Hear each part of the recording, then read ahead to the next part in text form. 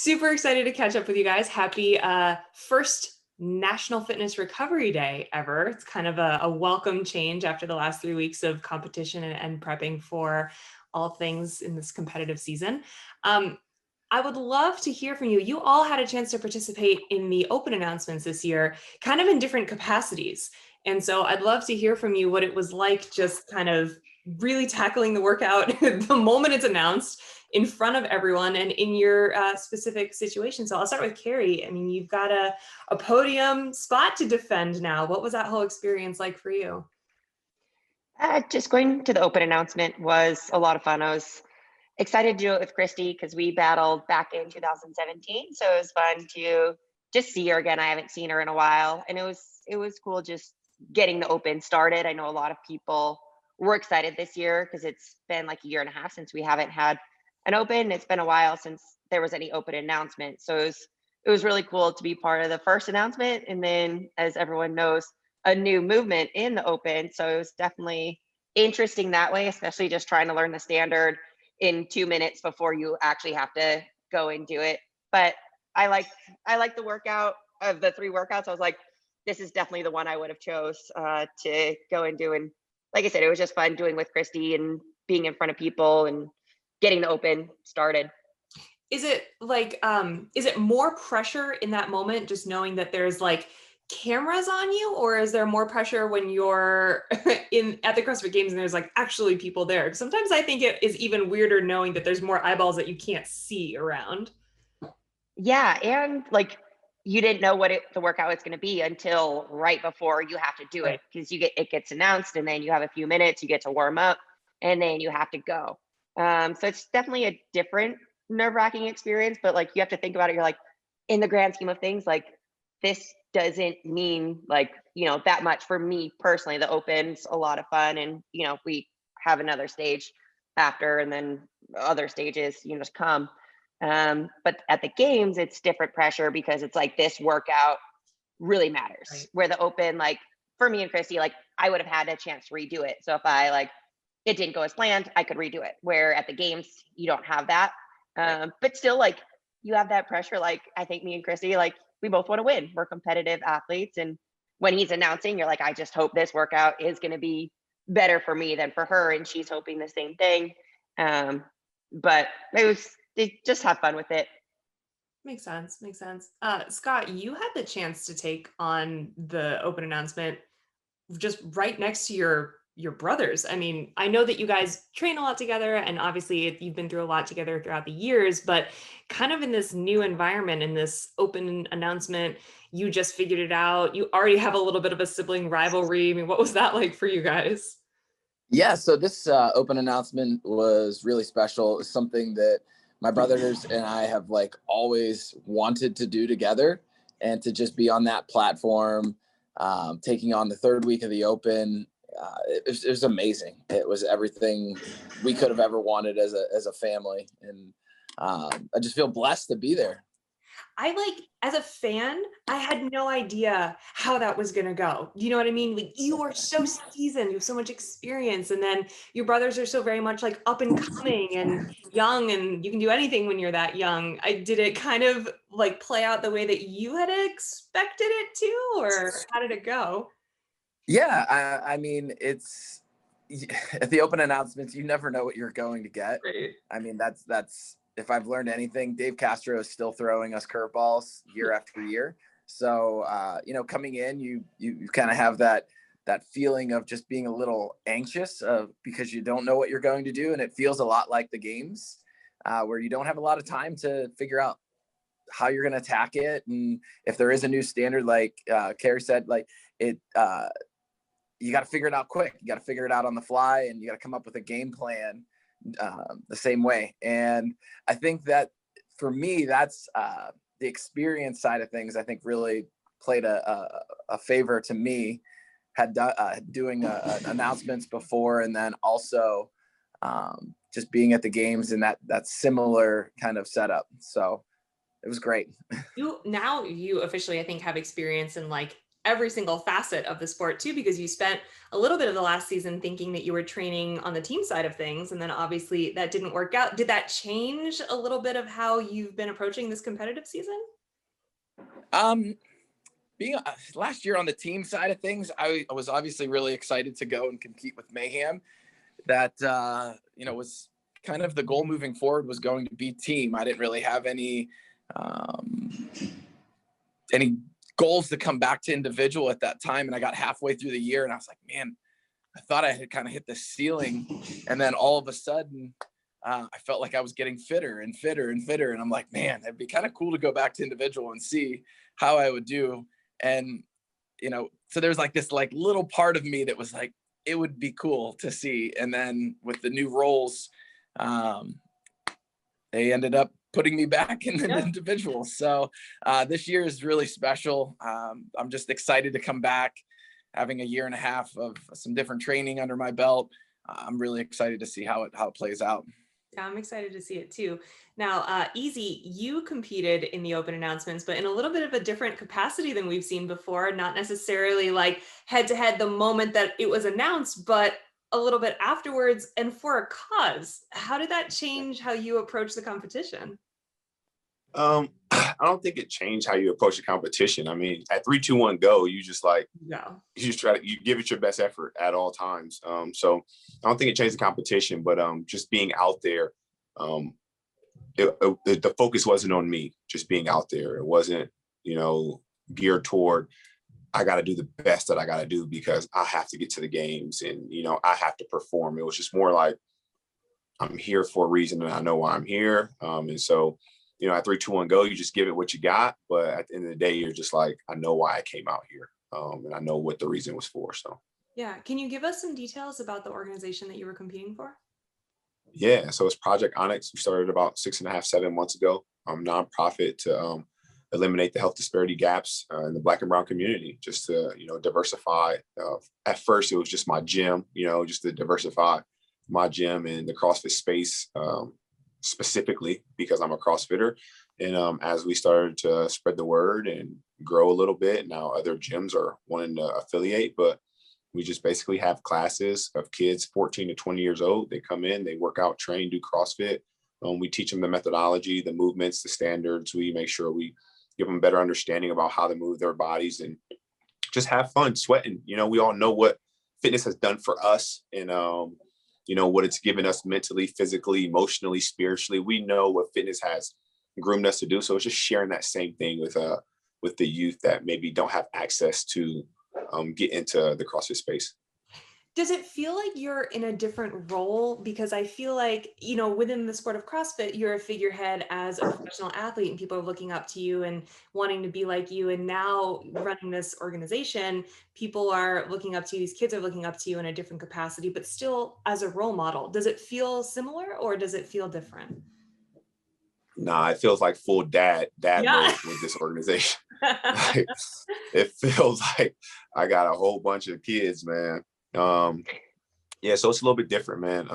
In the CrossFit community, a lot of people, especially, people of color looked up to me as like the representation where, I communicate with a lot of people. They always message me and say, hey, man, it's good to see you on the floor or someone that looks like me. And then just my peers, always looked at me as like, oh, let's have fun. It's, it's easy's around. And it was just always good times. And, now the kids are looking up to me as like uncle or dad or like, yo, like, I need help with this. And so the roles are different, but still just doing what I know is the right thing to do, So it sounds like no matter what capacity you guys are competing in, that the one thing doesn't change is that you're consistently trying to do your best. And for you guys, your best is like, whoa, elite level.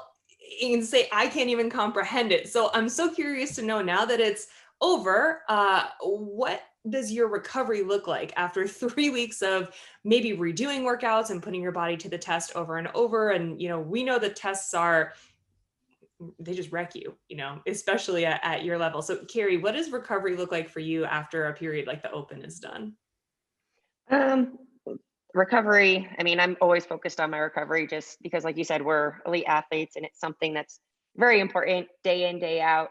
And I know a lot of the other athletes are, keeping their volume Yeah. decently high during the open, which, yeah, you end up beating your body up more. I'm like, I'm really sore today. Even if I would do that workout without the open, you just bring a new intensity and a new level to the workout because it is in the open. And because of the quarterfinals coming up, my coach actually started a little deload for us just to be ready for that. And I mean, I'm always, focused on my nutrition, my hydration, my sleep. I love my bath. So things like that are priority for me when it comes to recovery. Yeah. How about you, Scott? What does recovery look like for you and how important is it in your routine, especially? Yeah, recovery is the most important thing when it comes to seeing gains in your performance. And for me, I like to think of my recovery as more of active recovery. I like to move. When I stop moving, I just feel sore. I feel tight. So I like to get in the pool. I like to get some swimming done, light conditioning on the machines, and just a little less load, a little more gymnastics, a little more conditioning, and just keeping my heart rate lower is how I prefer to recover. And I think for us, recovering is a lot different than our members. Our members, this was like the Super Bowl fitness for them over the last 3 Right. weeks. So as an affiliate owner, I'll make our workouts a little bit easier that week after the open, give them some things that are fun and not putting them on their backs. I think that we want them to just kind of rest and recover and feel good after the 3 weeks that Dave Castro put us through. And I think that leads us all to seeing gains in our performance and keeps us motivated and excited to come back in. And for us, it'll be important to being prepared for the next part of our season.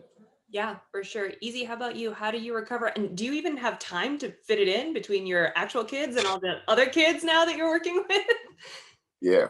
First, I was going to say I'm still recovering. My heart is broken because Scott Panchik was talking about how much he has beaten me in the past 10 years of my career. And I'm still recovering from that. But Keeping no, chalk besides marks on that, the wall. yeah.